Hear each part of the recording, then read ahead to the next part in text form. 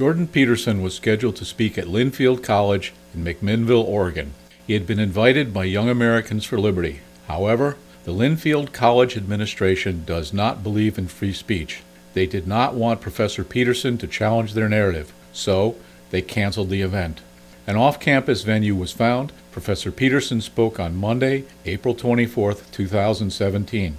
Listen for yourself, then you decide. Is Jordan Peterson the hateful, violent threat to safety the college cry-bullies claim? Greetings, members of the Linfield community, Young Americans for Liberty, other organizations that support this event, and those who traveled far to get here, along with the people on the live stream. My name is Lucas Carter, and I'm the president of the Linfield chapter of Young Americans for Liberty.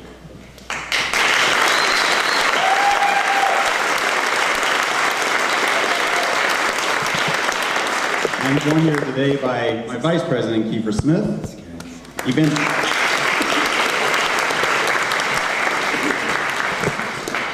Event Coordinator, Parker Wells,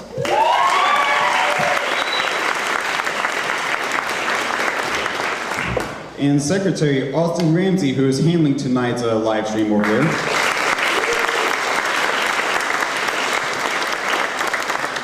So we're the team that organized this and fought hard to ensure that Liberty won tonight. Judging by this crowd, I think we accomplished just that. But first, just a couple technical things to get out of the way. We're all doing a live stream because we received support from all over the nation, and I mean all over. So we're asking to stay off the Wi-Fi, please, so all our friends and families can enjoy this live stream without any hiccups. Secondly, we do have a donation bucket in the back to help cover Jordan Peterson's travel expenses. Right now, our goal is for $750, and any excess funds will go towards his research. So moving on, I'd like to talk a little about the club. When Kiefer and I started this club back in February, we didn't know what to expect. We did have a vision, however. Given recent political events, not just Linfield, but college campuses across America has been split, volatile. Many people are afraid to speak out over fears of fast criticism. Our goal as a club is not to indoctrinate libertarian values, but to engage the public in the community in open, free debate for the sake of intellectual advancement, being able to debate and being able to reach conclusions with sanity and respect to one another's. I'd like to thank the leadership that I just introduced for all their hard work towards accomplishing this goal that we truly believe in. And finally, I wish the best for next semester's chapter president, Kiefer Smith, who will take over next semester after I graduate. Now, more importantly, there is something I need to address to the Linfield community.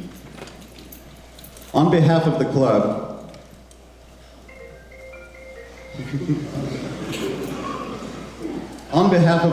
and the leadership, I'd like to take this time to publicly apologize for any unintended harm that has occurred over these past 2 weeks. It is not within the club's intentions to generate any harm or create an environment where people feel unsafe. We just want to make that clear. We want people to be more open. That's our intention. And I'm also going to ask the public to not raise any pitchforks at my school. I love my school. I really do. I didn't move all the way out here from Florida just to trash it or anything. I love my school. And beyond that, the situation behind the scenes is a lot more complex than what's been released to the public. This club itself has made mistakes too. And I just gotta say, thank you for cooperation on these matters. Now, I'd like to introduce the main coordinator of this event. He has done far more work than any of us. You know, he spoke with Peterson far in advance. He spoke with the media. He found this venue last minute. Such a beautiful venue, by the way. And he handled most of the paperwork and more. I can't think of enough. Please welcome Event Coordinator Parker Wells.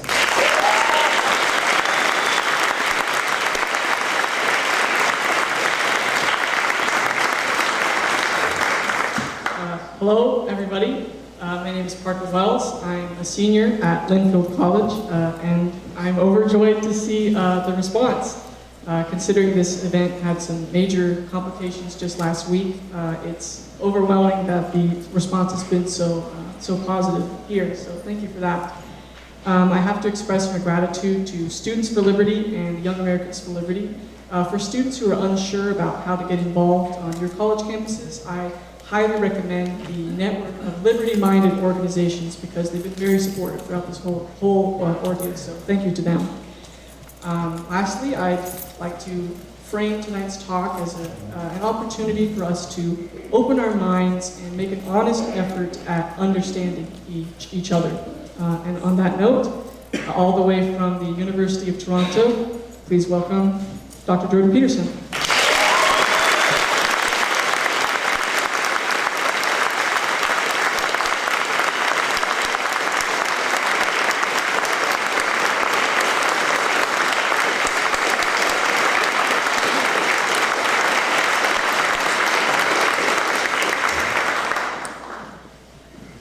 Thank you, Parker, and also thank you for your persistence. The first thing I'd like to say is that Parker told me 10 minutes before the talk that he has very much enjoyed going to Linfield College, which I just had the opportunity to stroll through. It's an absolutely spectacularly beautiful little place, and it looks like everyone's dream of a classic liberal arts college. And so he wanted me to let everyone know that he's had a great time there and that he didn't want to bring any disrepute on the college. And so I thought I'd do that because it's important to know that.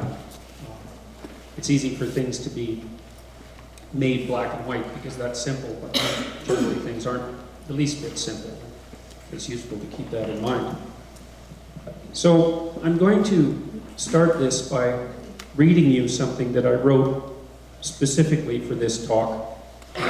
I always want to do something different in each talk because, well, I've already done the previous talk, and partly the reason that you talk is to get things clear in your mind. It's a good way of thinking. It's the best way of thinking.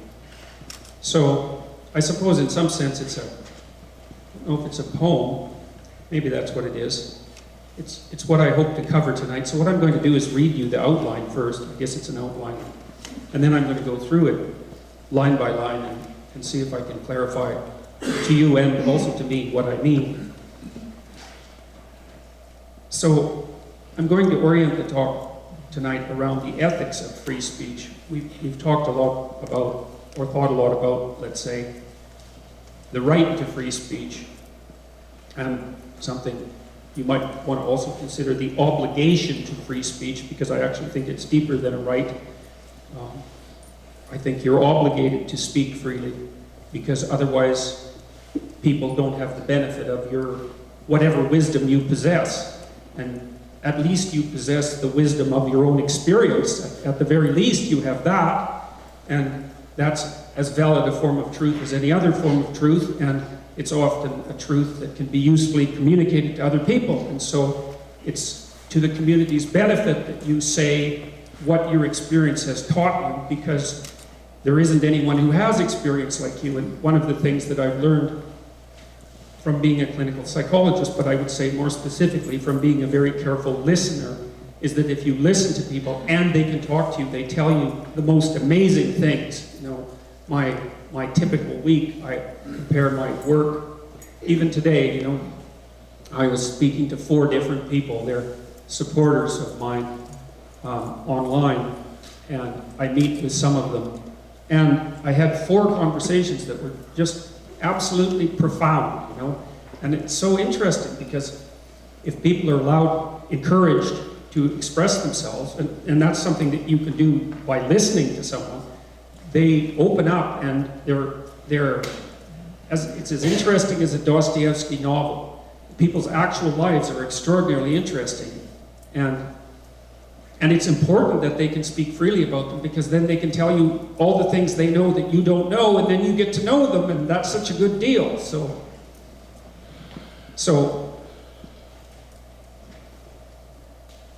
I'm going to tell you some things that I believe to be true, and that will constitute the backbone of this talk. So the first thing is that life is suffering.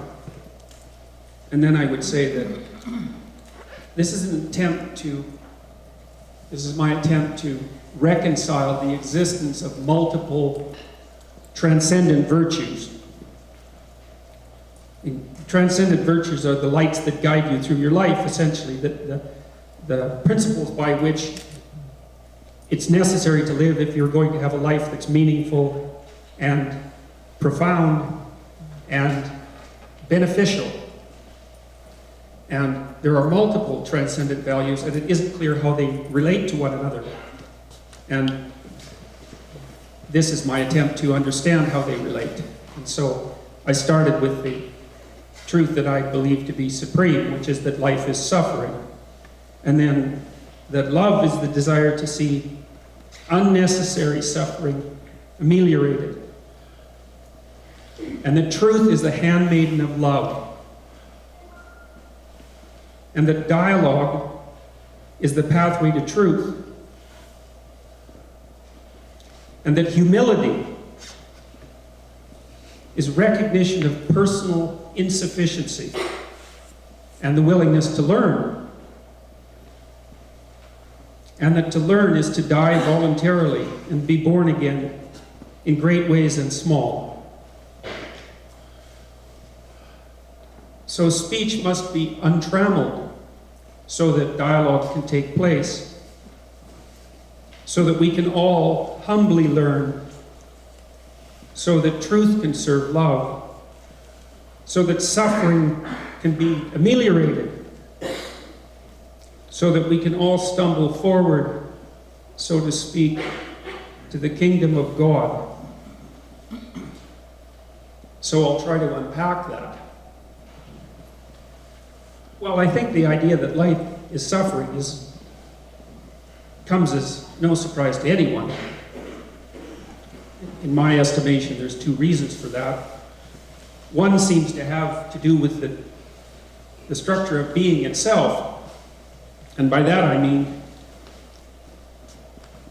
there seems to be something about limitation that's required for existence. And it's a difficult notion to make clear, but I can tell you a little story about what I thought when my son was young, when he was maybe 3 years old.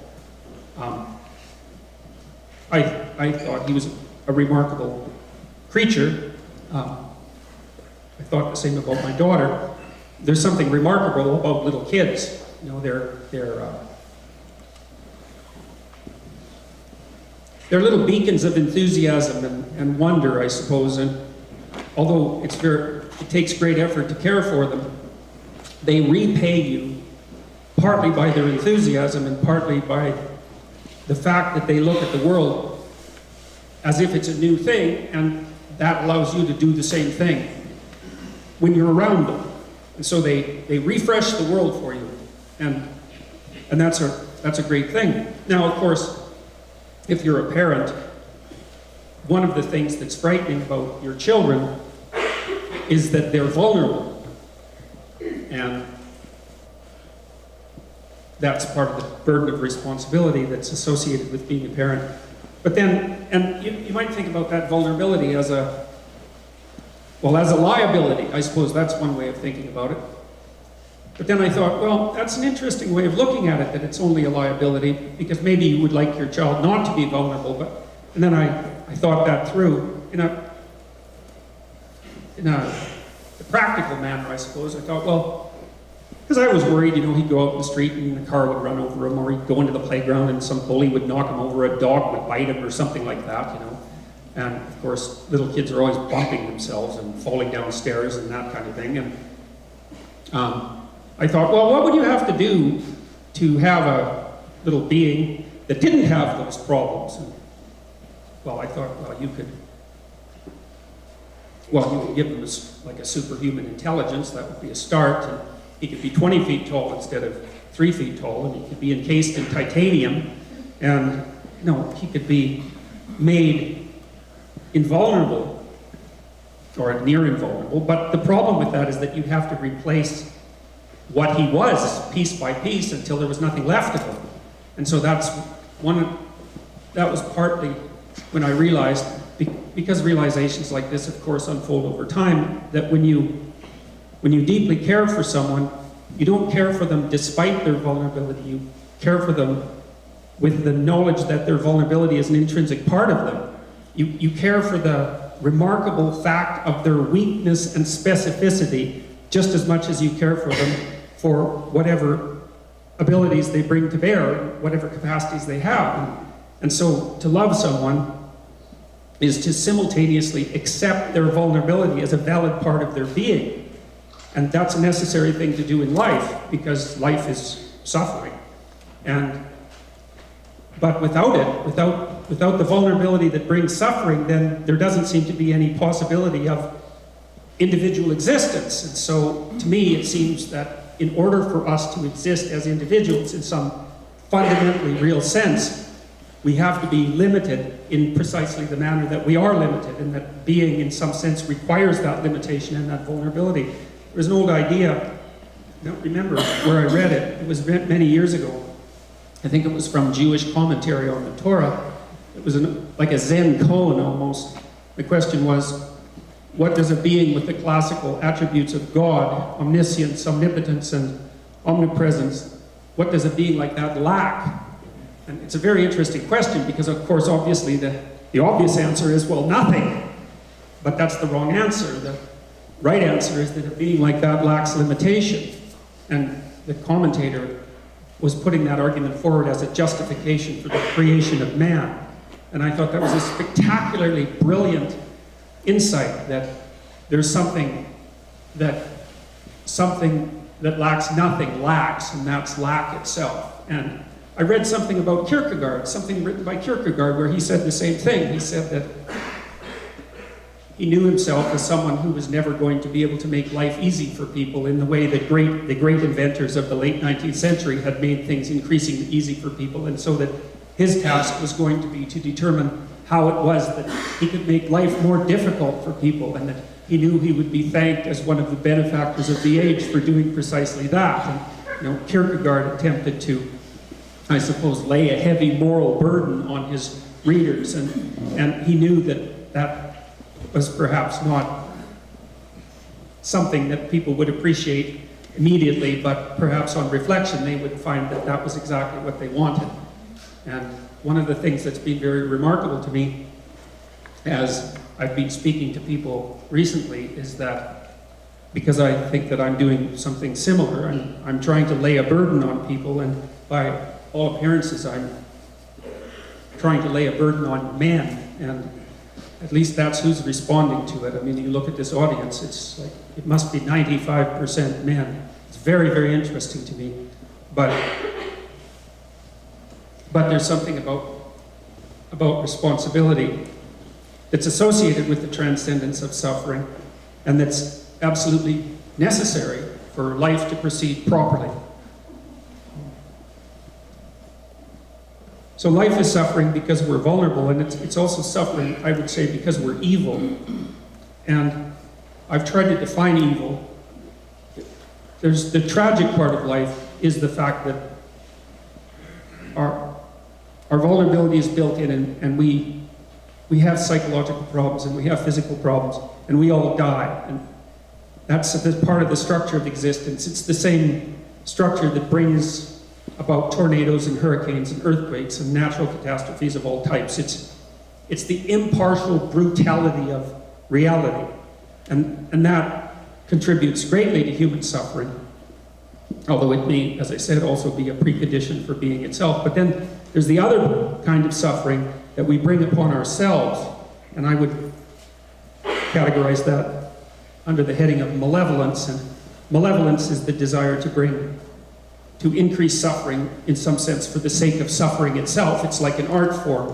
I think that's the best way to conceptualize it. It's something aesthetic. It's the same aesthetic that drove the Nazis to put that terrible joke above the gates of Auschwitz, which was that work would make you free. And of course, the freedom that was being offered in the Nazi camps was death, and that was a great, terrible joke.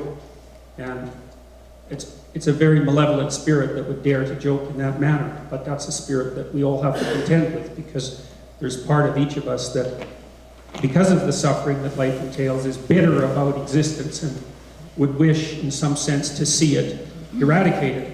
That's something I learned from reading Goethe's great play, Faust. He has a character in there, Mephistopheles, who's sort of the intellectual version of Satan, I suppose.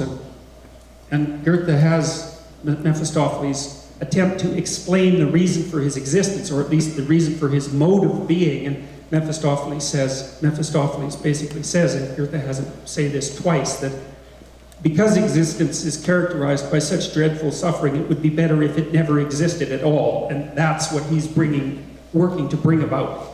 And that struck me in a very deep manner, because I had recognized by that time that life was difficult enough so that it was challenging to walk through it without becoming embittered and resentful, let's say, and then to become arrogant because of that, and then to become a judge of existence because of that. And if you ever wonder, and of course you do, what is going through the minds of people who do such things as shoot up elementary schools full of school children, knowing the things that I just described is very useful in developing some understanding, because the people who do that are resentful and bitter, and they've brooded upon it for, well, not hours, but weeks and months and years. And they conclude that existence itself is evil, and that it should be taken revenge upon. And the way that you take revenge upon existence most precisely is to find the most innocent people and punish them the most dreadfully. And that's the motive behind shooting elementary school kids in a playground, let's say. And that's a very dark place to go. But that's a place that people are perfectly capable of going. And the terrible thing is that we have the motivation to go there. And you can make a rational case for going there, but that doesn't make it the proper place to go. And that brings me to the second point, which is that love is the desire to see unnecessary suffering ameliorated.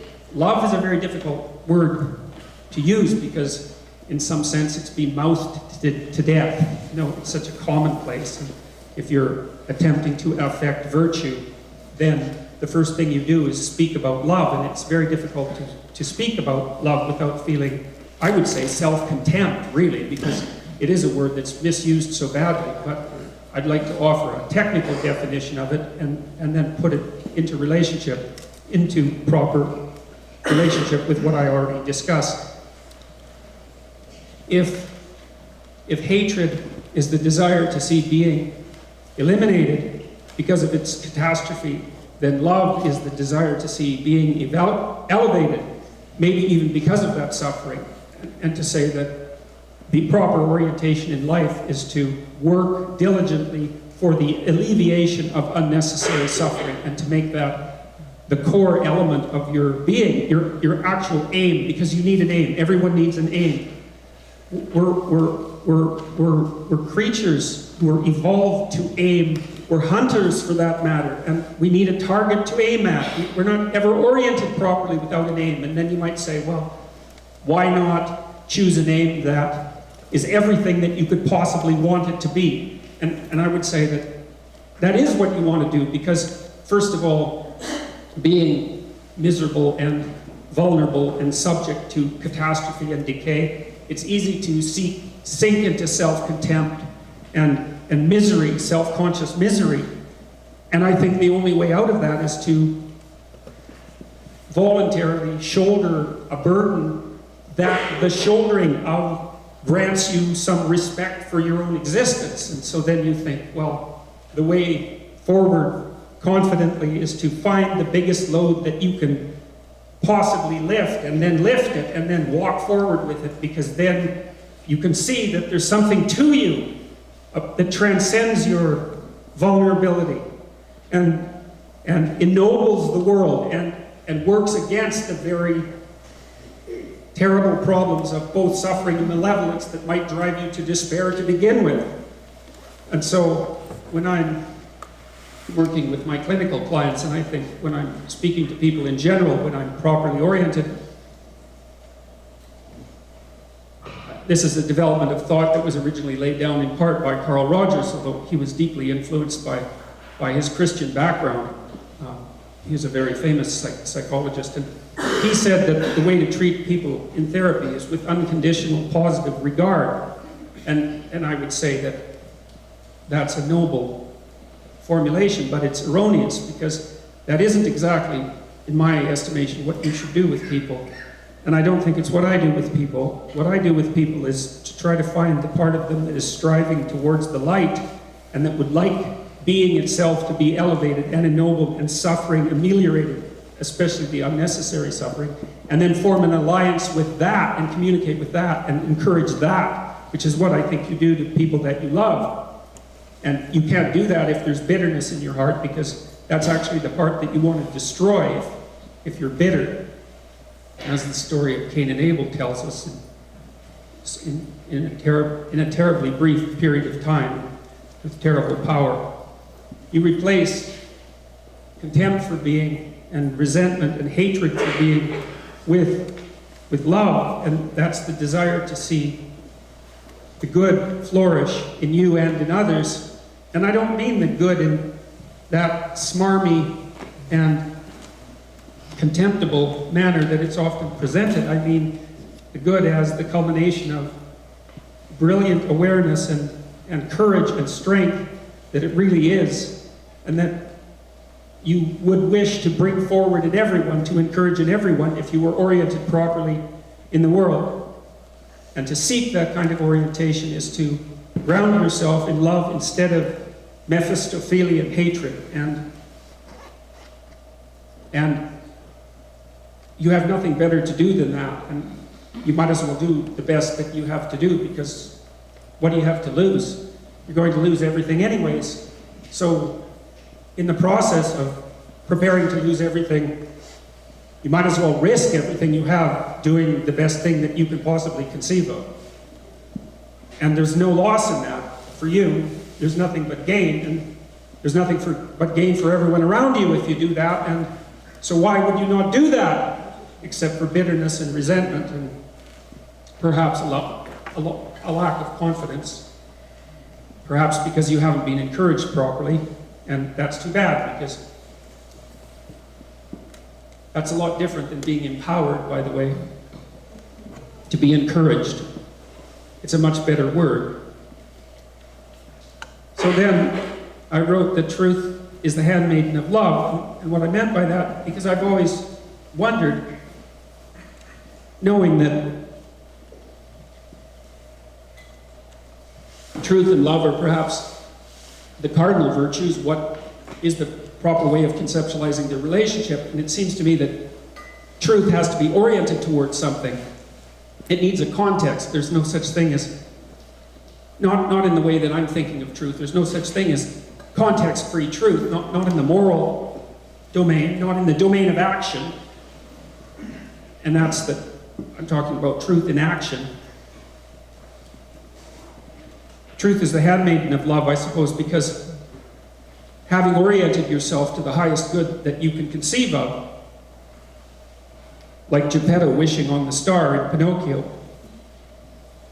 then you speak truth with that orientation in mind, having the faith, I suppose, that because being is good, articulating its nature as clearly as possible is the best way of continuing to encourage that good to spring forward. Otherwise, you're presuming, if you use deceit and falsehood, that being is essentially corrupt, because otherwise you wouldn't have to falsify it in order to operate in the world. So you could say, well, you could make the courageous assumption that being is good, despite, I suppose, some evidence to the contrary, and then take the great risk of speaking truth in relationship to that, under the assumption that whatever speaking truth produces, if it's oriented properly is good. You have to make decisions like that in your life. I mean, I can give you a simple example, I suppose. A while back, I was speaking at McMaster University, and there were a lot of protesters there, and that made me nervous because you never know when someone is going to do something unforgivably stupid. And so far, I've been fortunate that in the controversies that I've been embroiled in, that no one has done that. They've pushed the edges of that, but they haven't done it, and truly thank God for that.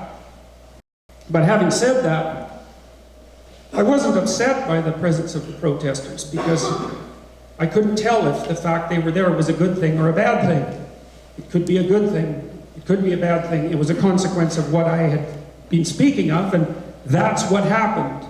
And so I thought there was no reason not to let that play itself out because the end of the story had not yet been reached and the meaning of the events could not yet be specified. And, you know, sometimes in your family, if you tell someone the truth, and I don't mean, and I hope I've coined this, I don't mean black truths. You know, there's white lies, and a white lie occurs when, to preserve a higher moral virtue, you contaminate a lower moral virtue. You know, perhaps you don't tell a child dying of cancer that they're going to die. I don't know, because it depends very much on the particulars of the situation. But you can understand that you would have mixed motives in a situation like that. You can also speak black truths, and a black truth is when you say something that's nominally true, but you're using it as a weapon for another purpose. And that's not a truth. That's really a more profound and evil lie than any other one that you could possibly manage, because you're using the truth in a way that corrupts the truth itself, and that's really reprehensible. But barring the use of the black truth, you know, if within your family you say what you mean, you say what you think, that can often cause tremendous upheaval because many relationships are cobbled together by various alliances of willful blindness and things left unspoken, and that's a very bad long-term strategy. You know, I've seen people who are embroiled in the death throes of a relationship that perhaps accrued 100,000 lies over its course and became so unstable because of that there was no hope for it. And each of those lies was a forestalled opportunity to address something difficult with truth that was foregone, and all that does is make those unsolved problems accumulate and multiply, and they eventually take form and attack, and generally when you're least expected. And so, if you speak the truth in your family, cautiously and carefully, and knowing that you could be wrong, you will cause upheaval and conflict. But it's conceivable that that's the least amount of upheaval and conflict that could exist to make things right. And I believe that that is the case, and that one of the things that I tell people who are too agreeable, let's say, and who don't like to cause conflict, and I actually don't like to cause conflict because I'm more agreeable than I should be, is that the ethical requirement to tell the truth trumps any desire to avoid conflict. And it's partly because you only forestall the conflict and magnify it. There's no escaping it, and it's better to engage in it directly when the necessity first arises than to forestall it. And so for people who are only too willing to make peace at the expense of themselves, let's say, I try to encourage them to generate conflict by telling the truth. And I would say inevitably that has nothing but beneficial medium to long-term consequences in their life, even though it exposes them to more conflict in the short term. It also alleviates their resentment, because if someone has made you resentful, or if you've become resentful because of someone's actions, then there's only two real reasons why. And one is that you should pull up your socks and quit complaining and quit whining because you're being required to shoulder a responsibility, or you're being oppressed and tyrannized by someone who doesn't know where their proper limits are. And in the former case, then you should get your act together, and in the latter case, you should stand up and stop that person from encroaching upon you.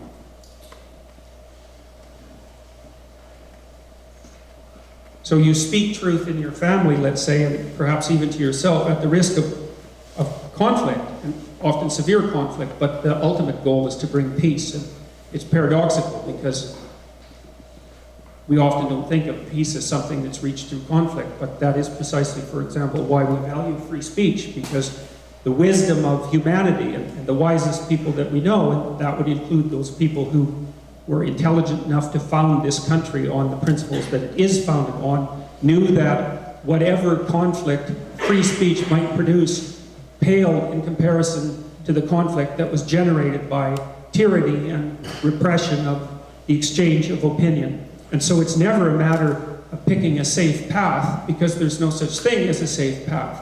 It's only a matter of picking the path that produces the least catastrophe possible. And it's an inviolable principle, I would say, and also the fundamental principle of Western civilization, that speech freely exchanged is the best pathway to peace and redemption that we have identified. And so it should remain untrammeled under all circumstances possible, subject to very infrequent restraints of the sort that are already encapsulated in law, such that, for example, you cannot incite someone to a criminal activity.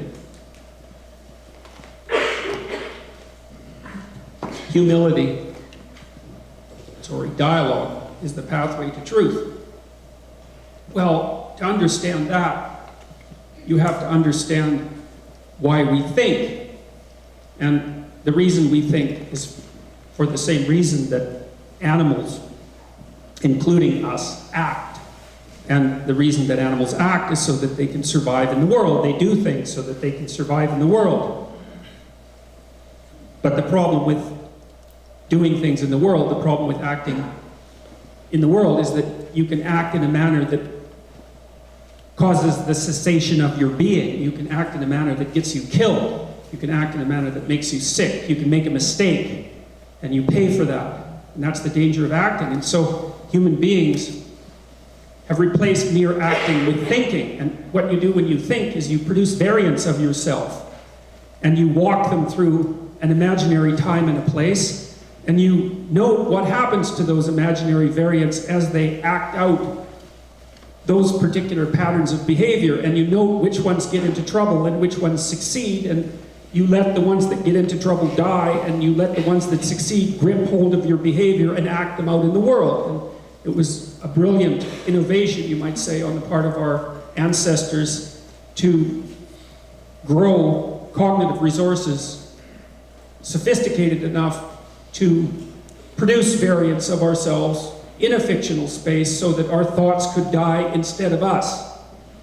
And so that's why we think, is so that our thoughts can die instead of us. And then the reason that we speak is to learn from other people's thoughts, but more than that, it's that thinking individually is a very limited process, because you're ignorant, which means you don't know everything. And not only that, you're biased in many, many ways. You're biased by what you know and what you don't know. You're biased by what you assume. You're biased by how you deceived yourself. You're biased by your temperament and your locale and your position in history. All of these things make you a very limited observer of the world. And so, think as you might, you can never think sufficiently. And so, what we do because of that is talk.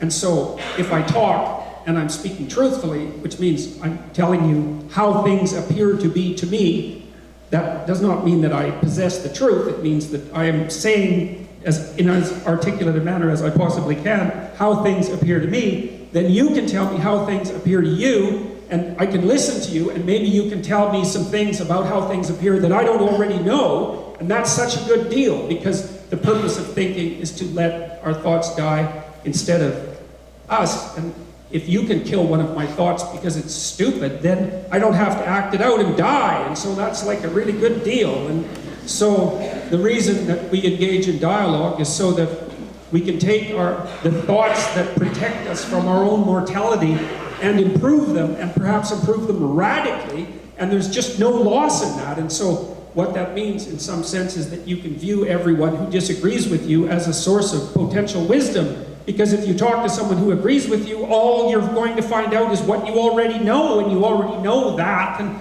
if you talk to someone who doesn't agree with you, maybe 1 out of 10 things they say, or maybe 1 out of 100 things, or God only knows, you know. Maybe they're as wise as you in their perverse way, and you can discuss something with them, and they'll tell you something you never really thought of before, and that'll just make some potentially miserable event in your life that much less likely. And how good for you can that possibly be? And like, I do believe that I've learned that, and I've talked to a great variety of people, and I don't care if people agree with me. In fact, generally speaking, I find it more interesting if they don't.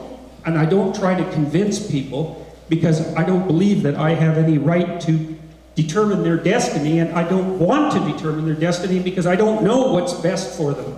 And so I do listen to all sorts of strange and unlikely people, and they tell me things that I don't know all the time, and that is just a spectacularly good deal. And I decided a long time ago that one of the fundamental choices you make in life is whether you're in love with what you know or in love with what you don't know. And I would say there's a lot more of what you don't know than there is of what you know. And so it would be better to be in love with what you don't know, because you don't know so much that if you could make friends with what you don't know, then you're going to be continually enlightened. And to be enlightened is to be engaged in the process of being enlightened, not to be enlightened in any final sense, because that's just not possible. So it's to act in a manner that continually enlightens you, and a huge part of that is humility. And that's another word that's very difficult to use, I would say, like love, because it's another word that's been mouthed to death in some sense, and it sounds like a kind of cringing cowardiceness. That it has that connotation, but that's not what it means. What it means is that you know that there isn't enough to you. And you can tell that there isn't enough to you because your life isn't everything it could be. That's the evidence, right? If your life is everything you could imagine it to be, well then, perhaps you don't need humility. But since your life is not everything you could imagine it to be, then you're deeply wrong about a lot of things. And so, since you're wrong, then you should be looking around for the opportunity to correct those errors, because why wouldn't you, except to protect your territory? And that territory, by definition, given the existence of your own suffering, is insufficient, so why are you clinging to it so desperately? It doesn't provide what you need or what you want, and a transformation of it, and an expansion, and a refiguring of it might be everything that you could possibly want. And so then you start to envision yourself, instead of as the holder of a piece of territory, as the person who is attempting to expand their capacity to act within all sorts of territories and exposure to more people and to more viewpoints, especially if those people are telling you the truth, which they will do if you actually listen to them. Then you get to have your cake and eat it too. That's a great deal, and it's another way of reducing unnecessary suffering in the world by certainly reducing your suffering, and then perhaps learning how to be of greater use to people around you, which again seems to be nothing but for the good.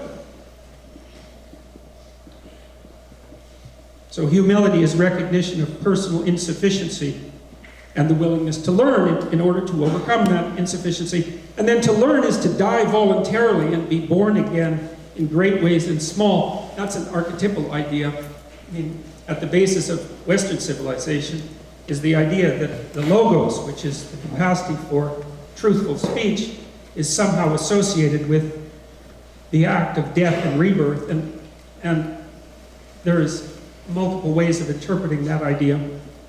And because I'm a psychologist, I tend to interpret it psychologically, and I don't claim that the psychological interpretation exhausts the concept, because I don't believe it does, but you see, you are a certain way, and some of that way is in error, and then when you learn that an error has taken place, you have to let go of the conceptions that produce that error, and that can be very, very painful.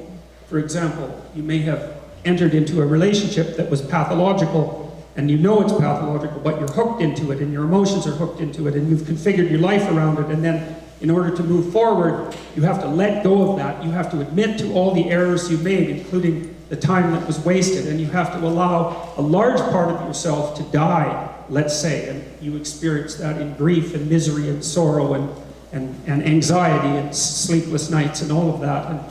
But it's better than dying completely.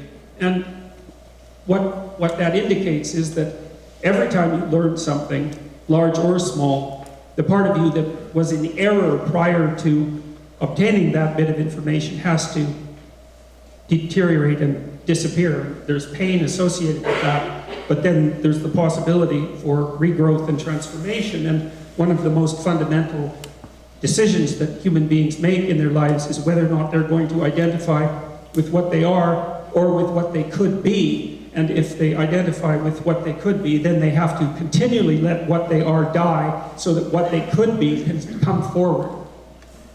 And so to learn is to die voluntarily and to be born again in great ways and small.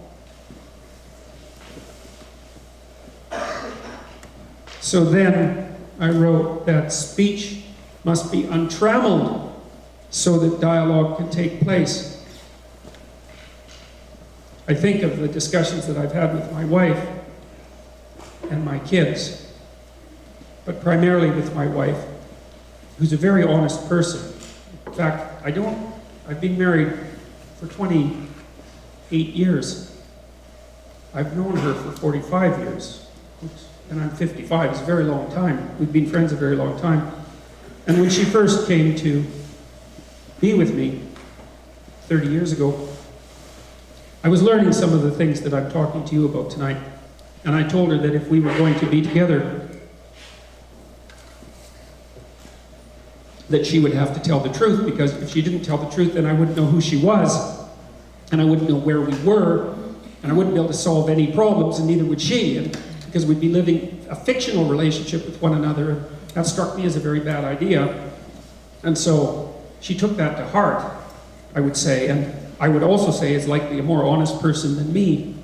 And I'm not claiming to be spectacularly morally virtuous in any particular manner.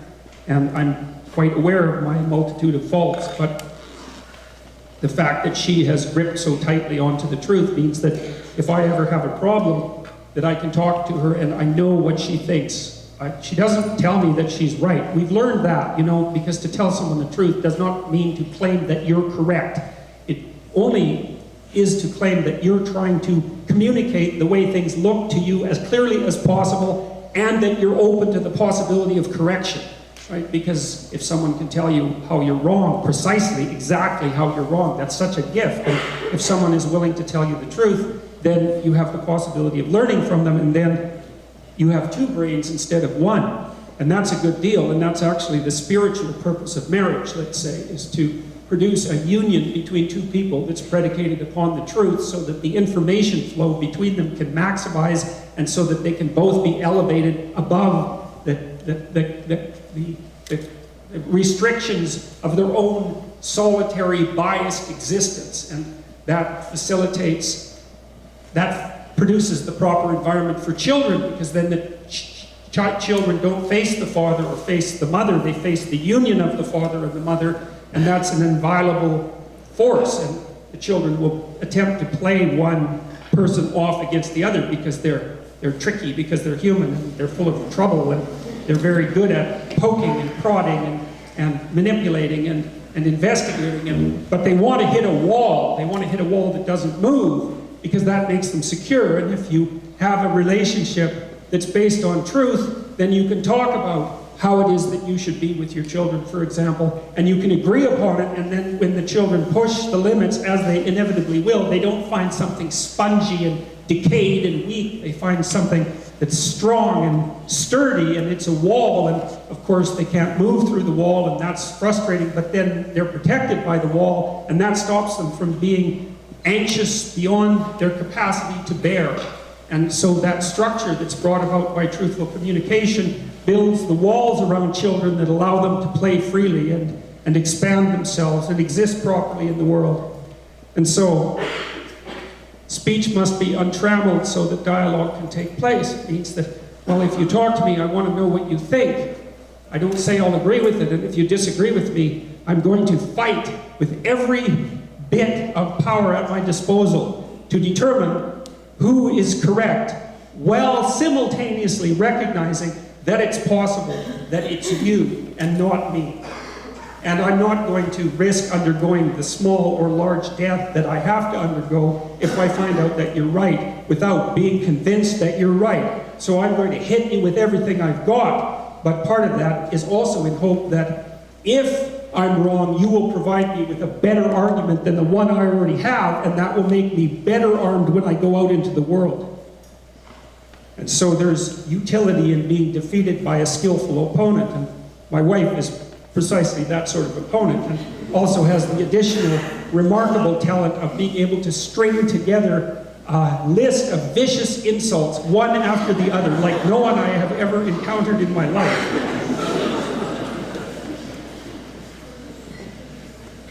It's quite comical because sometimes when we're embroiled in conflict, she'll start to do that, and she'll say something so outrageous, so absolutely beyond the pale, that it'll make me laugh and crack up, and then, of course, that's very useful because there is something ridiculous about fighting, and that always brings it back to mind. And when she does that, then I'm reminded why I liked her so much back then and still do, because it's something to see someone with that kind of combative spirit, and so hooray for that.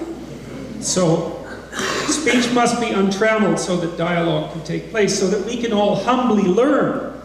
Well, that's the other element of humility, is that humility is a precondition for learning, right? And you have to be open to the possibility that you don't know what you need to know. That's the thing. It's not that you don't know everything, because obviously you don't know everything, but it's more specific than that, is that you may not know what you need to know. Sometime in your life there's going to be a piece of information that's crucial. It'll be in a negotiation, or maybe in a medical decision, or maybe in a relationship decision, or in a complex and tense situation of emergency and danger, and you'll need a tool at hand then and there, or things will go badly for you.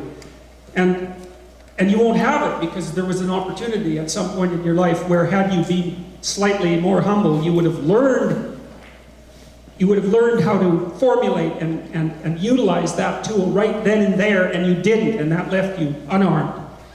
And the thing is that your most powerful arms are your words by any measure. And the opportunity that you have to sharpen your capacity to use your words through combative dialogue, which is why spaces cannot be safe for any length of time. It's because the safer the space is made now, the more dangerous the space is made in the future. And that's something that people are unwilling to understand, because they don't want to face the fundamental truth that life is suffering and that there's no real escape from it. And so they make artificial spaces where people can delude themselves temporarily in their naivety that life can be made safe, when in fact the best you can do is arm people to move forward, and the best way you do that is to test them with combat at every opportunity that you have, and to do that with the most carefully crafted arguments at your disposal, and to teach them to stand up and defend their thoughts, so that when they enter the real world and they're challenged, they know how to stand up forthrightly instead of crying and running home.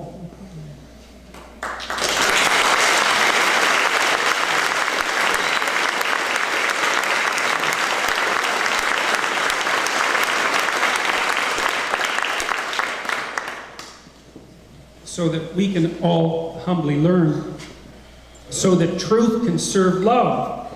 Well, that's the goal, is to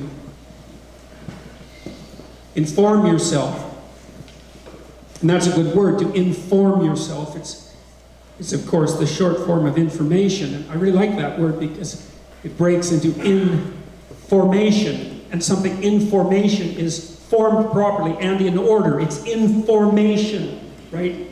Everything is aligned and moving in the same way, like an army in formation.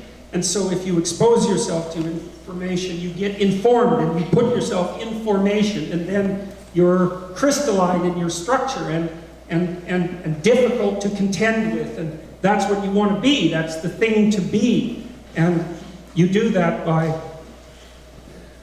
learning humbly, and then once you are informed, then your capacity to speak properly and to formulate your arguments and to negotiate and to formulate problems and to formulate solutions and to seek consensus makes you powerful enough, not so much that tragedy stays away from you, because it can't, but so that when tragedy does come along, and perhaps even when malevolence comes along, that you'll be maximally prepared for it and will be able to deal with it, which is what you have to do as a human being, because there is in fact no avoiding it.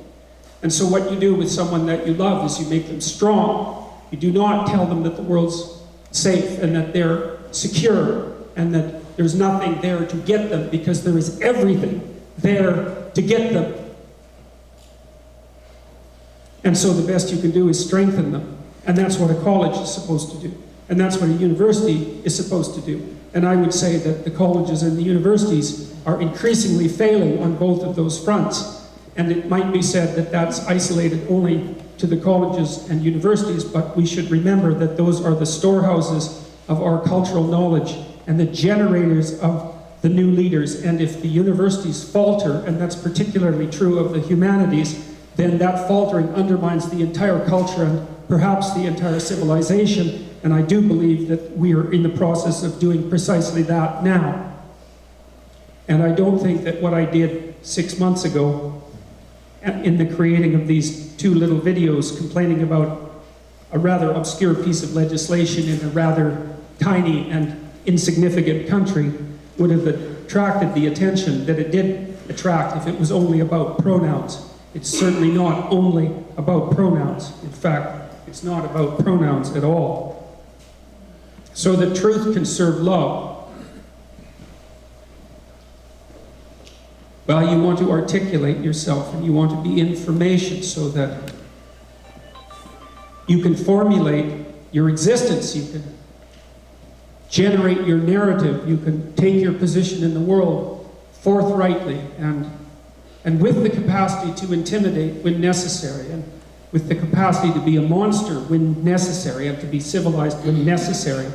And there's nothing in that making yourself sharper won't improve. To make yourself sharper is to carry a sharper sword. And of course, in these days when the highest virtue is harmlessness, a message like that seems positively perverse, but it's completely wrong. And this is partly why I think my talks attract so many men, is that a woman who hates you wants to castrate you and make you safe that way, but a woman who loves you wants to make you incredibly powerful and wise, because then your capacity for destruction is regulated in that manner, and you're still good for something. And so that would be the optimal solution, rather than merely weakening and destroying.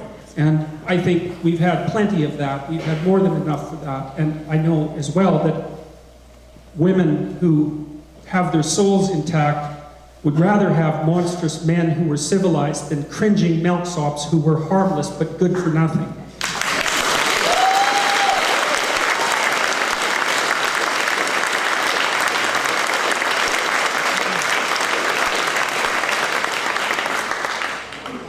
Most women already have enough children to take care of.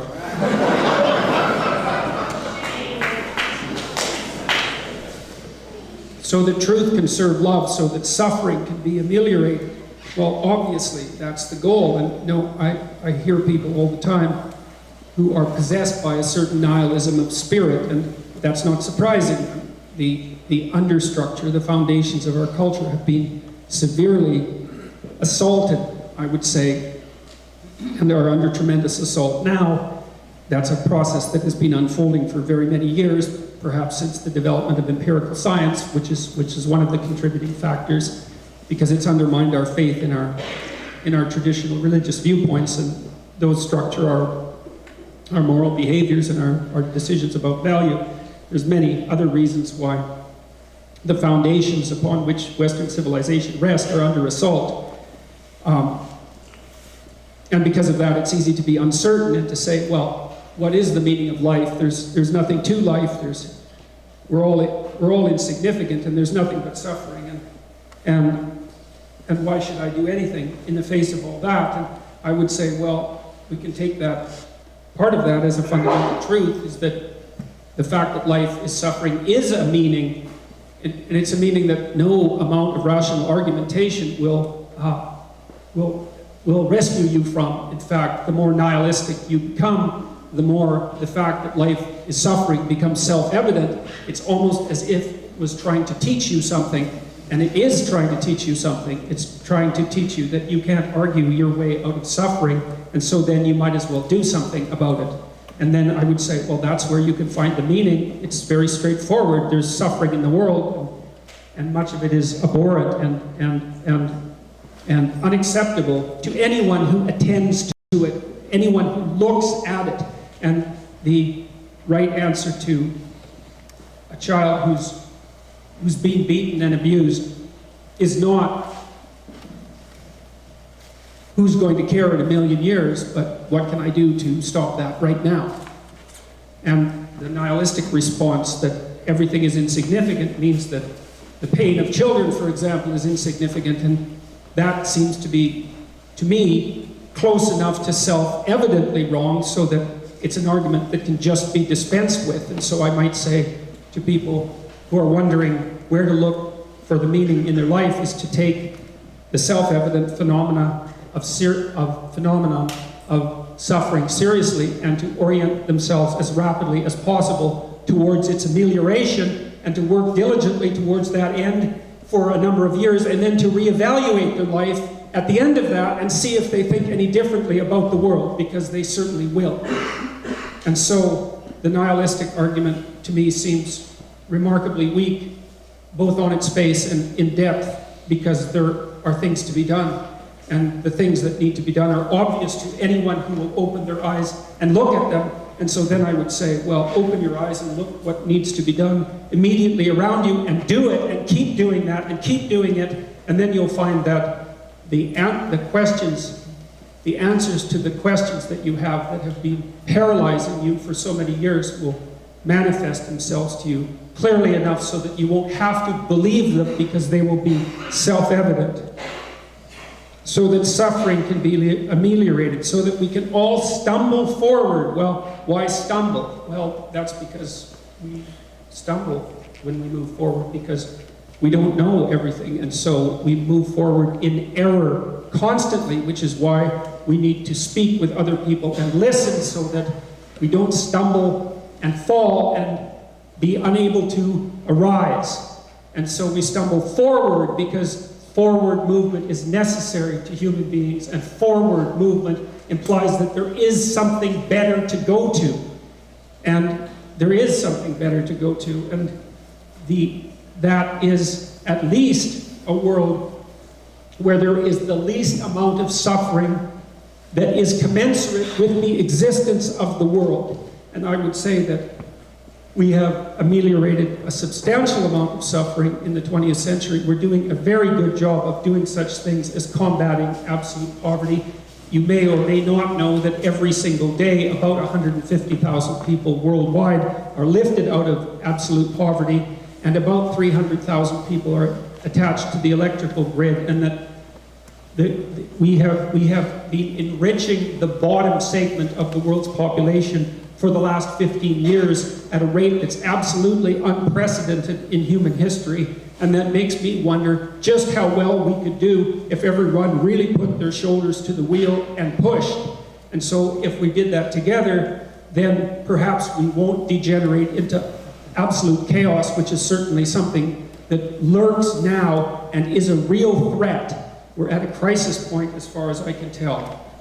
And we need to determine whether we want everything to go to hell, which it certainly could, and I wouldn't recommend that, or whether or not we can work together.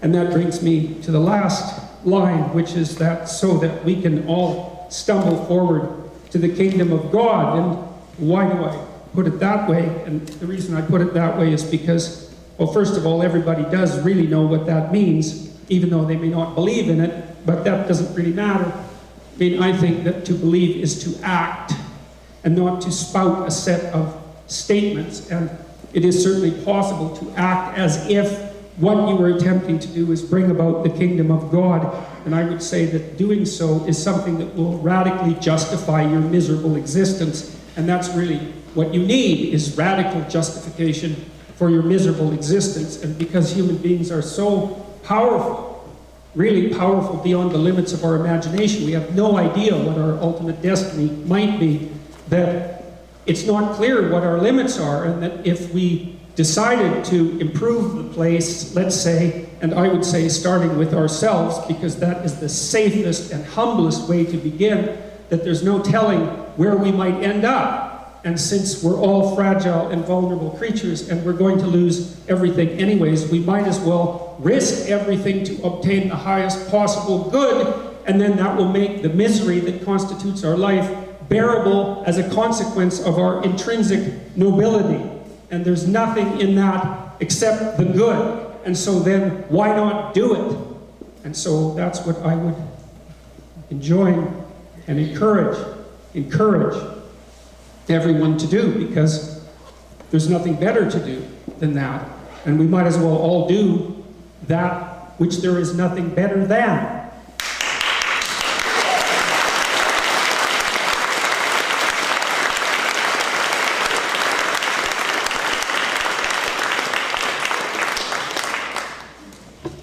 So I'll repeat the outline and end.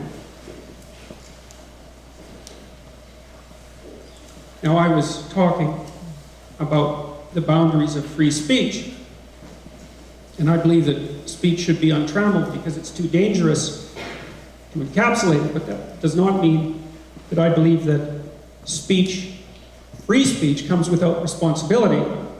I believe quite the contrary, that free speech carries with it the highest responsibility, because if you wish the right to speak and wish to shoulder the responsibility of speaking, then you have to contend with the fact that your words are the force that shapes the world, and that with every word you utter, things tilt slightly heavenward or slightly hellward, and that responsibility rests firmly on your shoulders, and it's inescapable. And that's a terrible thing to realize, although it is a very meaningful thing to realize. And people say that they would like their life to be meaningful, but that's a questionable claim, because to recognize your life as meaningful is to understand that everything you do matters, and that what it means for things to matter is that you're deciding, in some sense, between heaven on earth and hell on earth with every decision that you make. And that the decisions that you make echo far beyond you in ways that are almost incomprehensible, and that the destiny of the world is determined by the collective decisions of all the individuals that make up the world, and that we're all locked together deciding in which metaphysical direction our little planet will go. So free speech carries with it heavy responsibility, but the responsibility is something you want because it justifies the suffering of existence. It said life is suffering. Love is the desire to see unnecessary suffering ameliorated. Truth is the handmaid of love. Dialogue is the pathway to truth. Humility, that's recognition of personal insufficiency and the willingness to learn. To learn is to die voluntarily and to be born again in great ways and small. So speech must be untrammeled so that dialogue can take place, so that we can all humbly learn, so that truth can serve love, so that suffering can be ameliorated, so that we can all stumble forward towards the kingdom of God. Thank you for inviting me to McMinnville.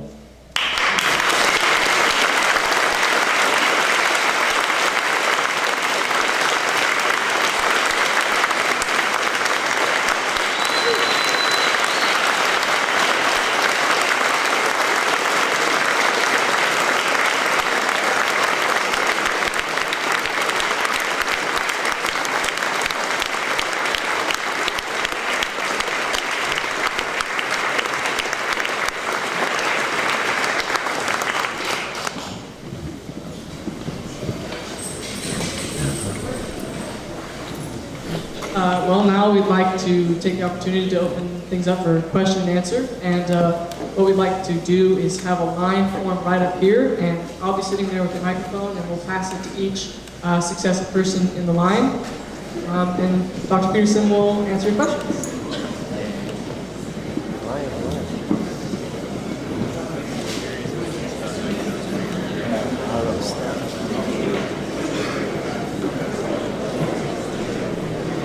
First, I'd like to thank you for everything you said. Excuse me if I get emotional. This is the first time in my life I've ever had the opportunity to see so many people and hear the words you've said. And you have just validated my whole existence. So, thank you. My question to you is, we're working in Portlandia, and we're alone, and we don't know how to bring people together. It's like a death trap up there. Bringing people together is a monster builder. What is it that people are resonating to that we can use that will bring people together so that we can talk about solutions?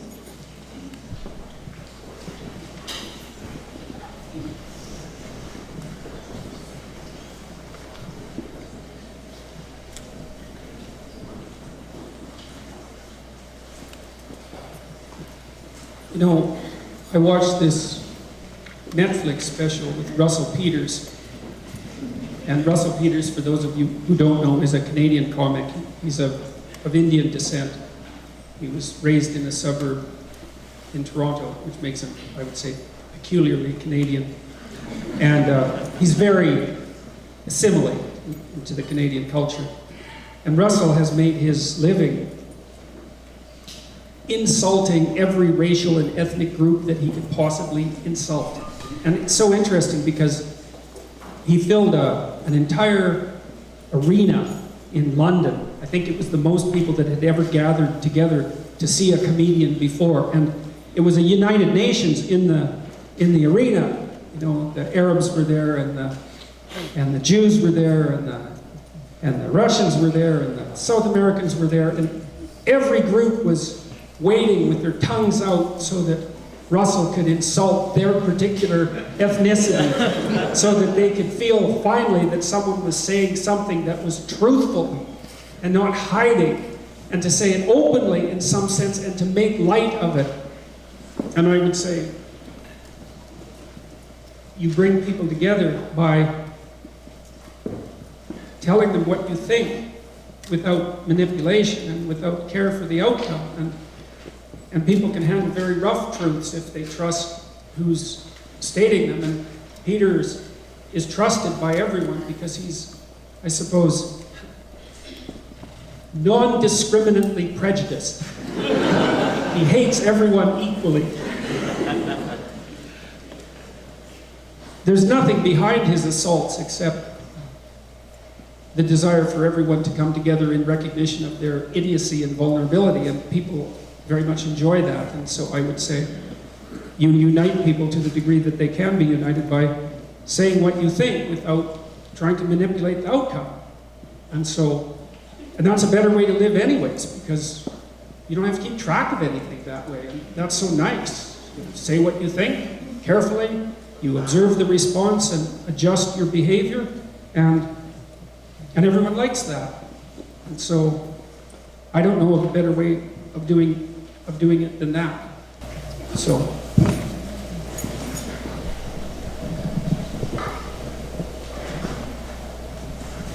I'm afraid I've got a bit of a complicated question, but it's one that's been bugging me for many years. I'm an author and a biologist, and I was researching Irish elk of all things for something I was writing back, and I came across a paper that I found very disturbing.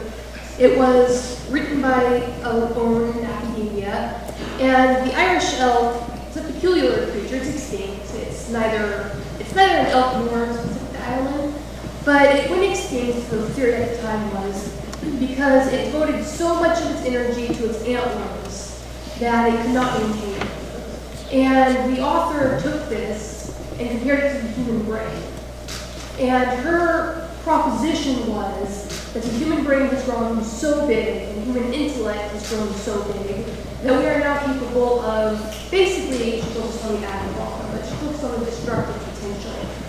And her theory was that the brain, human brain as it exists in its modern form, was as much of a detriment to the human race as the giant antlers were that may or may not be inside the outer shell. And I found that disturbing in the same vein that I found Brave New World disturbing, and I think for similar reasons. But I was having trouble articulating it, and I would love your thoughts on that. Well, that's a cool question. I think that you just retold the story of the fall in Genesis.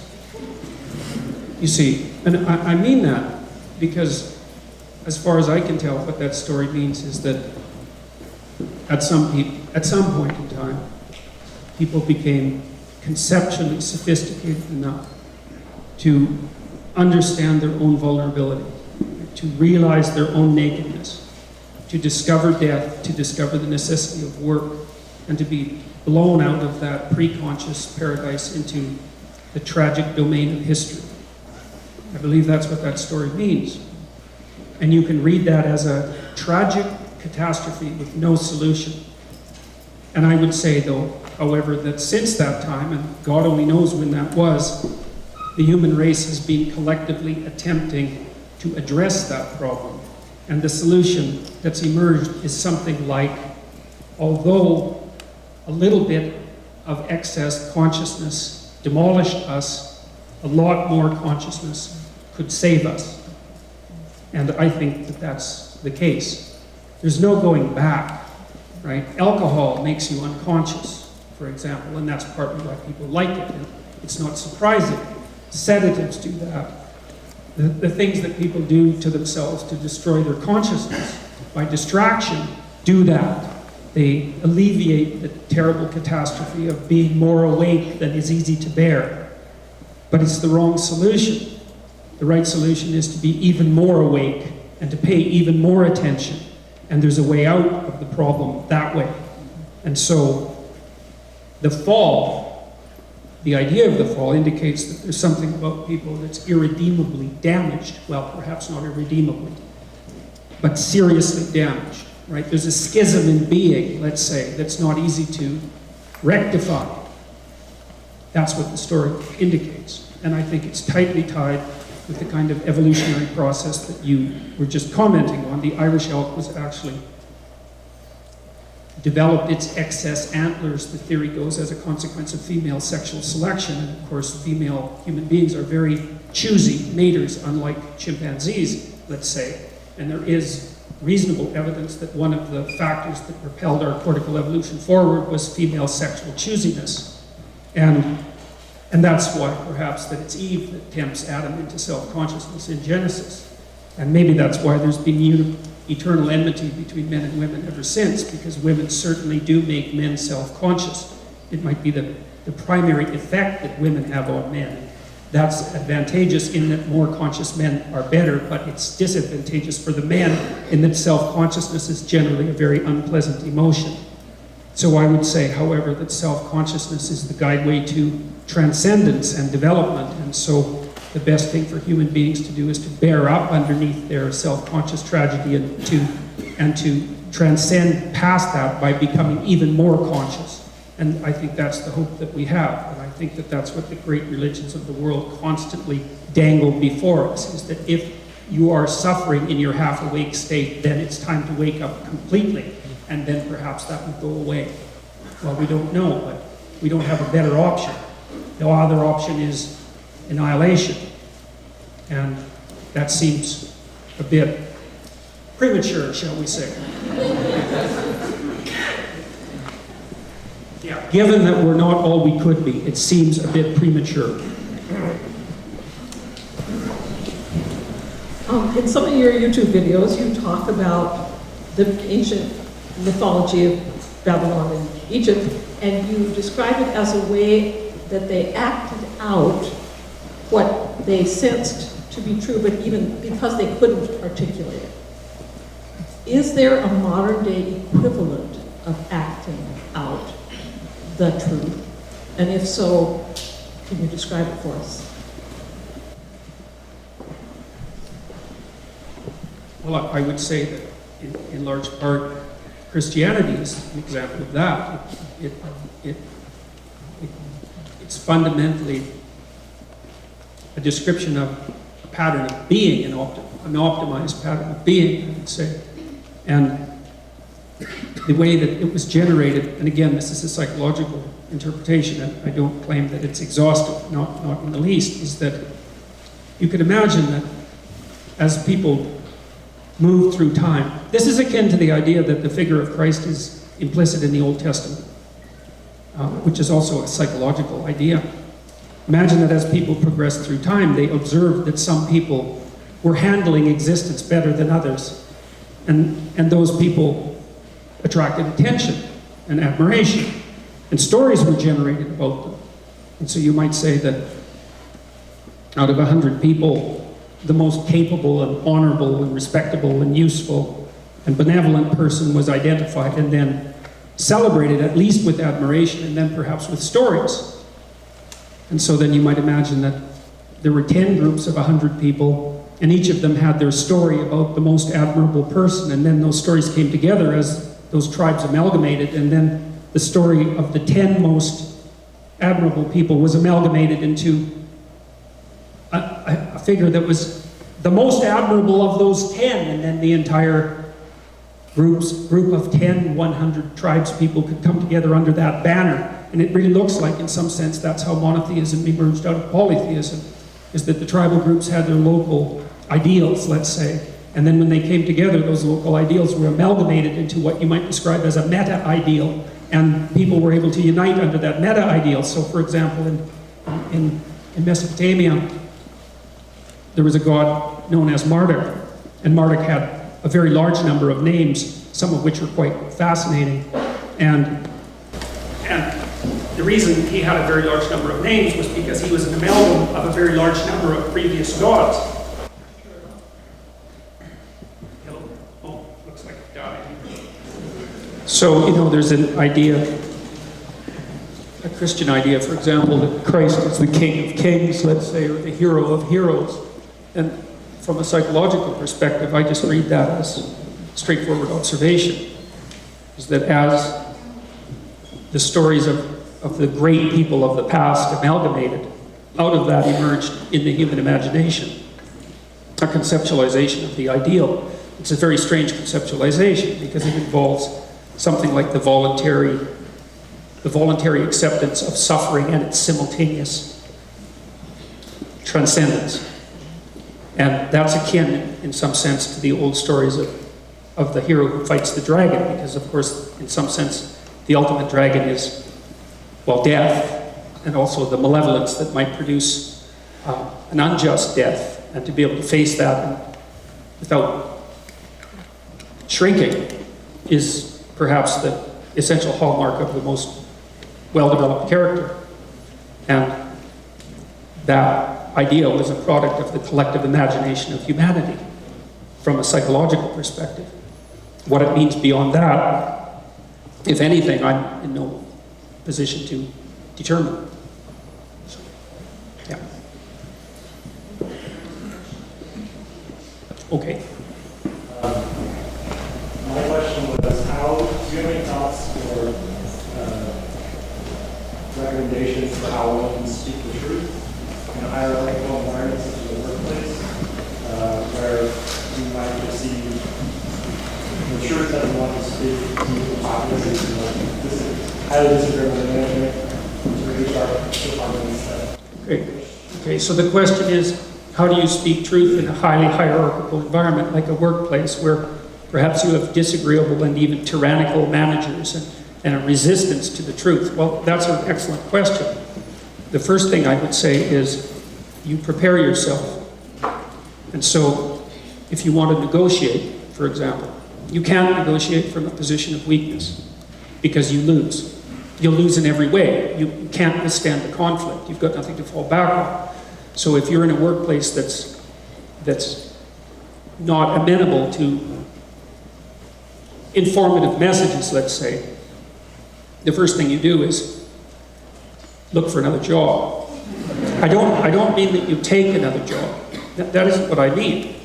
I mean that you need to provide yourself with credible options, because otherwise you'll be weak when you stand forth. And especially someone who's a bully will just bowl you right over because you've got no power. And so you have to prepare yourself, and you do that by reducing the risk to yourself in an intelligent manner.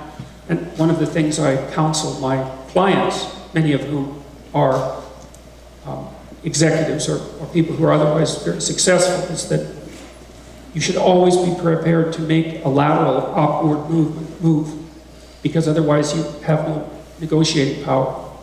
And so, of course, that means that if you have no options, you're in a weak position. But it is the case that if you have no options, that you're in a weak position. So you keep your CV updated. You develop the skills necessary to make you movable in the marketplace. You reduce your fear of interviews and alternative, the processes that you have to go through to seek alternative employment, which is a very good thing to do anyways. And then, if you can put yourself in a position of relative strength, then you can decide what it is that you have to say first. You don't fight unnecessary battles, and you don't make unnecessary enemies. And perhaps you put forth a tentative suggestion with great argumentation behind it, after perhaps also finding out if there are other people who feel the same way you do, and formulating a potential solution. And then, generally speaking, under those conditions, the probability that you will be successful will be maximized. I would also say that if, under those conditions, you still cannot succeed, that you should leave, because you're purchasing security of person at the price of security of soul, and that's a bad choice. It'll beat you down across time, and you don't want that. So, yeah.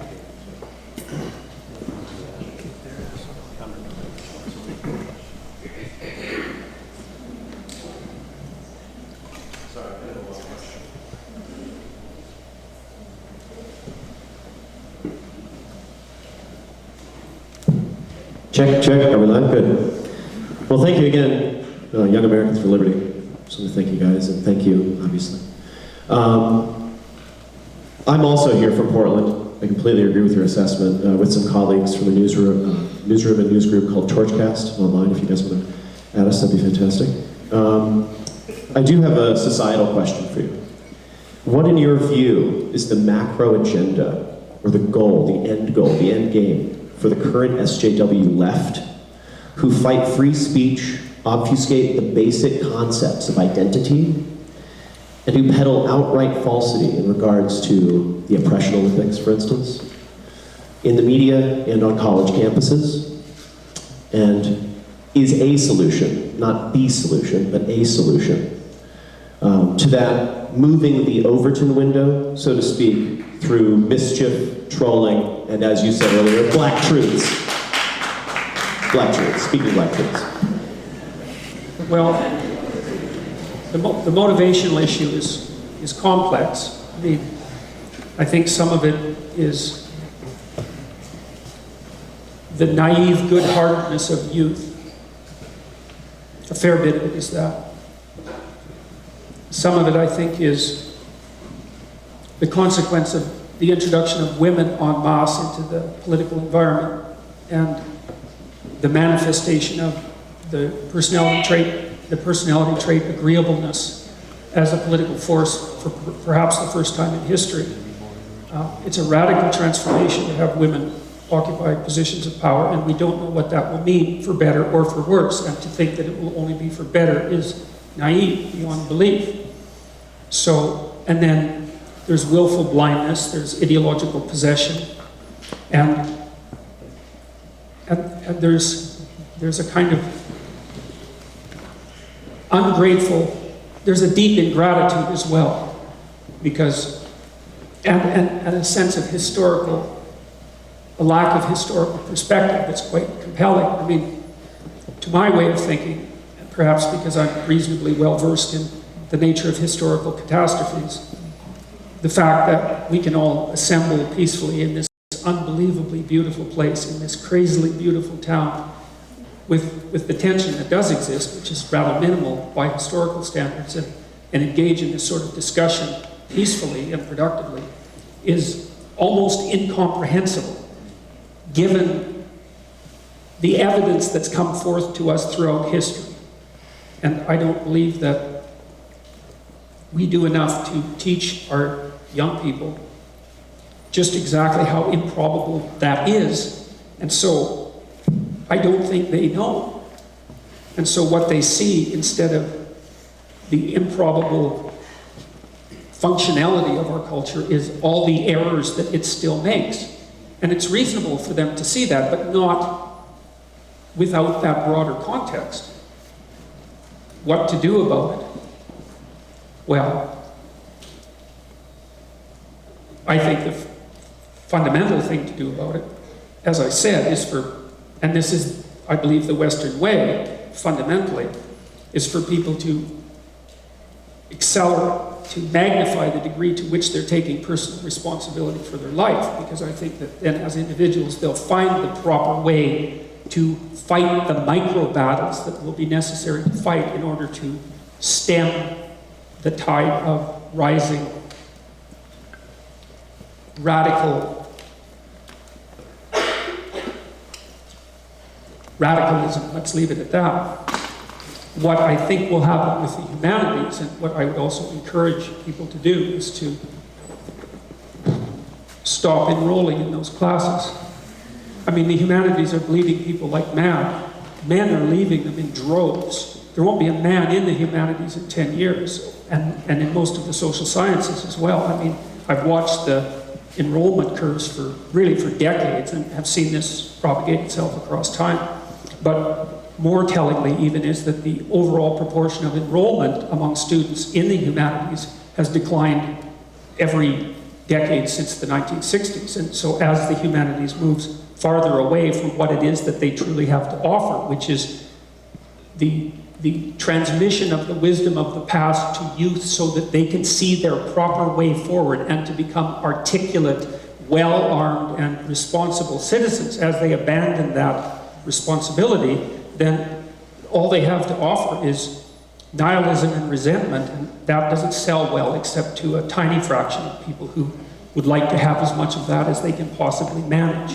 But we see it happening, if I could just plant a flag there, we see it happening not just on the college campus, but as a overall cultural shift toward selling falsehood to people en masse. And you look at what just happened at the Liberty Rally in Berkeley. You look at essentially every post-college protest that's going on in the streets, Portland to Chicago. It seems that how we address this type of narrative is not just happening on the college campus, but it seems that the idea of within your framework of getting to the kingdom of God, what if the kingdoms look completely different for completely different groups? Different cultural shifts. Yeah, well, I mean, well, you know, in many times in my life, I've faced, let's say, the choice between a political route and this, I would say, philosophical route or psychological route that I've chosen to go. And what I gave you tonight is really the best answer that I have. I'm not trying to make the case, and wouldn't, that that's a comprehensive answer. But I think that if you want to move forward properly, the best thing to do is to organize yourself. I mean personally, to organize yourself as well as you possibly can, and to get those things around you that aren't in order, your family, how you conduct yourself, because then you're going to be in the best position to make the proper decisions in the specific situations that obtain to you. And I think that that's where people have their most power. And I think that power is not insignificant, not at all. So that's the best I can do for that. Yeah, I mean, I think that was a really interesting question, and I'm not a social justice warrior myself, but as I understand it, I think a lot of people who I've talked to who think about that I think they're really trying to dismantle what they see to be unfair systems of advantages and patriarchal structures that they inhabit. So my question is, because this truth idea really interests me, do you feel that because of the limits of your own human experience and your own identity, that there are things that you will never be able to change your mind about? Thank you. I think there are things that I'll never, there are things that I, let's say, would stake my life on, which I think is a better way of putting it. One of those is that it's better to serve being than to denounce it. And that it's better to not lie, let's say, instead of telling the truth, because someone asked earlier, you know, how can you go about telling the truth? And in some sense you can't, but you can stop saying things you know to be false, which is a good start. You know, and that's within anyone's grasp. And I would say I'm not likely to change my mind about the utility of doing that either, because I've decided that I'm going to accept the consequences of doing that gratefully, regardless of what the consequences are. And so, at some point in your life, and perhaps not precisely when you're young, you have to decide what it is that you're going to act out. This is something that Carl Jung specified. He said, you know, you're going to act out a mythological structure of one type or another. You're either going to be aware of it or not. If you become aware of it, then perhaps you can choose it. And that doesn't give you any guarantee precisely, you know, because even if you act out, let's say, the heroic path, you know, and you face the dragon in combat, there's no necessary, it's not a necessity that you win. The dragon can eat you. But the idea is that that's your best bet. All things considered, it's your best bet to face it forthrightly. And I believe that. I partly believe that because I'm a clinical psychologist, and one of the things that clinical psychologists know is that if you help people confront the things that they avoid voluntarily, they get better. And that's a fundamental truth. And I think it's the fundamental truth of human advancement and learning. And it's possible that we are Irish elk, and our fundamental approach to the world is deeply flawed, and if we pursue it wholeheartedly, we'll end up extinct. It is possible that that's the case, but if that's the case, then there's nothing I can do about it. I'm part of the human race, and I'm going to act out its destiny the best that I can manage. And I'm not willing to reconsider things at that level. I think that that's because I've thought them through sufficiently for me, and because I've also determined in the course of my own life that, and from watching the effects of what I have been talking about on other people, that what I'm doing is serving the good, at least as well as I can do it. And what I've learned has been very helpful to me personally. It's been very helpful to my family. I know it's been helpful for my students because they always tell me that, and people write me all the time and say that they've found great utility in what I'm communicating. And so that's enough evidence for me right now that I'm on a path that sufficiently justifies me. So. I'd just like to say we have about 20 minutes until 9 o'clock. We're probably going to take 5 to 10 minutes more questions, and then give about 10 minutes for people to mill about, talk amongst themselves, and make their way out. So about 10 minutes more. I'd just like to thank everybody who helped organize this event. I've been watching yourself on YouTube for a while now, and I've really felt that you've helped me, and I'm sure a lot of other people in this room. I really appreciate it. Hey, it's a pleasure. So I was just wondering, based on history and whatnot that you go into, you discussed like the Gulag Archipelago and whatnot. What kind of role do you think government should play in society?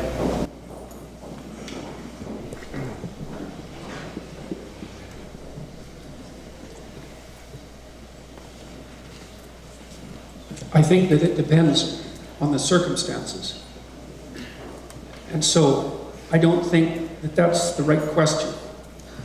I think the right question is, how should a government constitute itself so that it can respond flexibly to the demands of the situation? I believe that there's utility in a conservative viewpoint, and I believe that there's utility in a liberal viewpoint, but that it depends on the specifics of the situation, and that there is also error, and even catastrophic error, on both sides.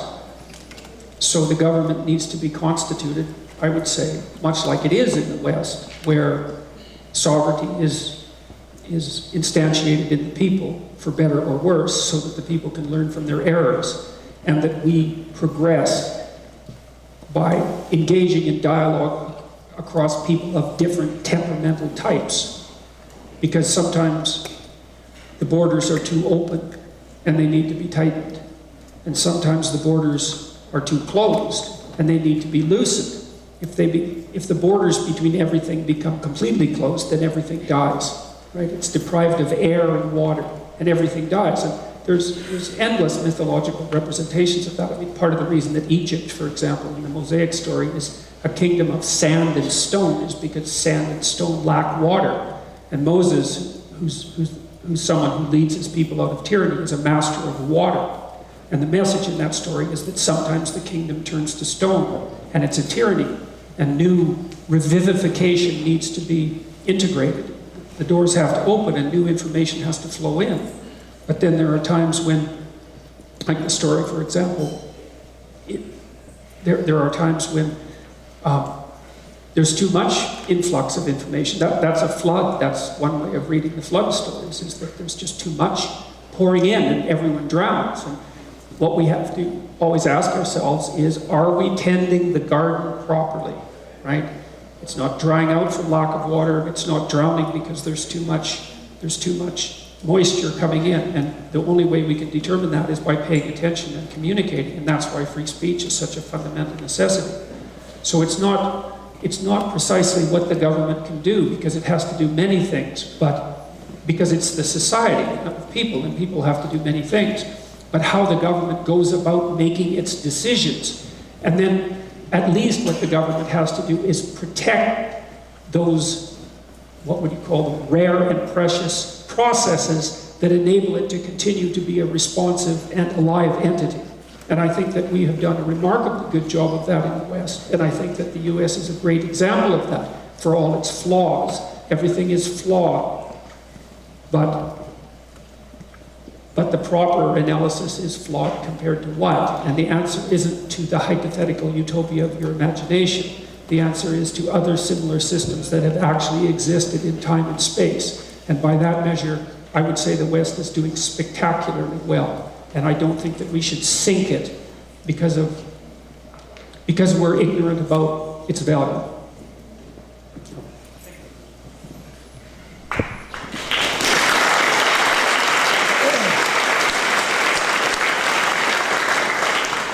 Among the postmodern philosophers that you've mentioned as having particularly maybe threatening or destructive ideas to cause people to question or lose sight of the value of our culture, I think you mentioned Foucault, who has mentioned Nietzsche as an inspiration. So I wonder, how might somebody like Foucault, or somebody like me who can think along like somebody like Foucault, get Nietzsche along?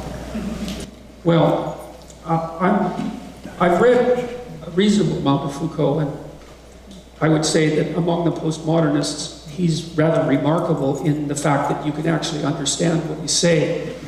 I don't find what he wrote particularly surprising, like the idea that mental illness is in part a social construct. Is, if you're a reasonably educated clinician, that's more than self-evident, in that virtually every complex activity that human beings engage in is culturally determined to a large degree. It's Derrida that I have the most problem with. And I also know that he put his finger on a very complex problem, which is that, like, the central postmodernist claim is that every situation allows for a potentially infinite number of interpretations, which is true. And therefore, it's difficult to determine which interpretation should be held up as paramount. Now, that's true. In fact, the artificial intelligence researchers ran into that when they were trying to design systems that could perceive the world, because the original idea was that perceiving the world was easy, because it's just made out of things, and learning how to manipulate those things and act among them would be the complicated problem. But it actually turned out that perception was the complicated problem, because there's an indefinite number of ways to perceive things. Now, the reason the postmodernists were wrong is because there aren't an indefinite number of interpretations of the world that don't kill you or make others kill you. There's a very constrained number of interpretations that allow you to continue to exist, and equally importantly, allow you to continue to exist in the presence of other people. So although there are many interpretations that you can ferret out of a Shakespeare text, your job is to ferret out one that actually helps you live properly. And that's hypothetically the goal of the guides to great literature. And so I think the postmodernists radically overplayed their hand, and that's particularly true of Derrida. And I think that the people who follow Derrida are in many cases doing so because it's a hell of a lot easier than actually doing the difficult job of extracting out useful tools from the literature of the world, which is what you do when you read. You extract out useful tools. With regards to Nietzsche, I mean, Nietzsche said something about everything. And so every philosopher of the modern age, one way or another, is deeply influenced by Nietzsche. And the problem with Nietzsche is that he was a thinker prolific beyond comprehension, virtually. I mean, I think it was a 45-minute video on one paragraph of Nietzsche's Beyond Good and Evil, and I barely started to scrape the surface of it, and of course he has multiple books. And so Nietzsche is a very strange character, and he said that he philosophized with a hammer, and he meant it. And his critique of Christianity was devastating, I would say. But I would also say, and this is a rather shocking comparison, that the role Nietzsche played with regard to Christianity was the same role that a maggot can play in a wound, which is that it can devour nothing but diseased flesh and leave what's healthy behind. And I think there is a reading of Nietzsche that allows for precisely that. When he said that God was dead, he also said that that would be a catastrophe, the likes of which we could not even imagine, and that society itself would oscillate back and forth murderously for centuries as a consequence. So it wasn't triumphant. And he strove to find out what an alternative to that might be. And he formulated the idea of the overman, essentially, right? The superman who was capable of creating his own values. And I think that Nietzsche made a mistake there. And I think it was a mistake that was rectified by Carl Jung. Because Jung noted, I think Jung was really the first person, although Nietzsche has intimations of this, because Nietzsche does say that our drives philosophize, right, which is a very biologically oriented observation. But what Jung noted was that, well, we don't create our own values because the values are implicit within us, but we can rediscover them, and that's partly why he was so interested in analysis of mythology and the unconscious. And so I think the postmodernists took the part of Nietzsche that's only destructive to its final conclusion, and that's actually what's being played out now. Derrida's critique of modern civilization as fell logocentric, right? Male-dominated, centered around the idea of the logos. He regarded that as nothing but a tool of oppression and marginalization. And there's some truth in that, because whenever you produce a value system, you also exclude things from the value system as not valuable, obviously, but the problem I think that the postmodernists won't address is that the alternative to creating value systems and dealing with the exclusion that comes along with that is to drown in nihilistic chaos. And worse, while you're drowning in nihilistic chaos, you're going to call out forces of totalitarian order. And so it's no solution. It's no solution. And what I see postmodernism doing to students, generally speaking, is demoralizing them completely. They come to university looking to catalyze their identity, often clinging to the last remaining shreds of their culture. That's just what's keeping them afloat. And all the postmodernist professors do is take those remaining fragments that are allowing them to stay above the water and tell them that they're illusory and take them away. It's like, well, now you're free. It's like, I've dropped you in the middle of the ocean. You can swim in any direction you want. You're free. And I think that that's rooted in large part even in hatred of youth. I really believe that. Because why would you cripple people if you didn't hate them? And so there's hatred of humanity lurking at the bottom of the worst excesses of ideologues in general. You know, you hear this from environmentalists sometimes. I've heard this many times. The planet would be better off if there were no people on it. It's like, well, let's keep you away from the thermonuclear weapons, shall we? Yeah.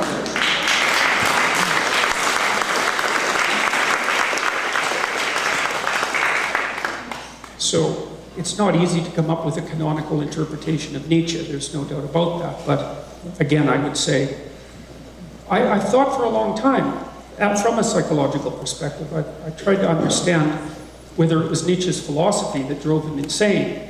But I think the evidence for that is non-existent. I think he did suffer from a degenerative brain disease of great severity. And I actually think that his fundamental philosophy, which I've read, I haven't read everything he wrote because there's been new books published, but I read his great works in chronological order. I think his fundamental philosophy is affirmative, not negative. But he's a critic, you know, and he wanted to find something that he could stand on, and that's what critics do. If they're real critics, you're not looking to destroy, you're looking for something that you could stand on. And Nietzsche was certainly very useful to me, and I know he was also extraordinarily useful to Carl Jung, who was a real student of Nietzsche, and was really devoting himself to solving the problem that Nietzsche posed, which is, well, what do we do in the aftermath of the death of God? And Jung's answer was, we rescue our Father from the depths. And that's the right answer. That's what the university should be doing with young people. It's like your dead father's in the library. You go out there and ferret him out, right? And unite with him and become the thing that keeps chaos at bay, right? Thank you.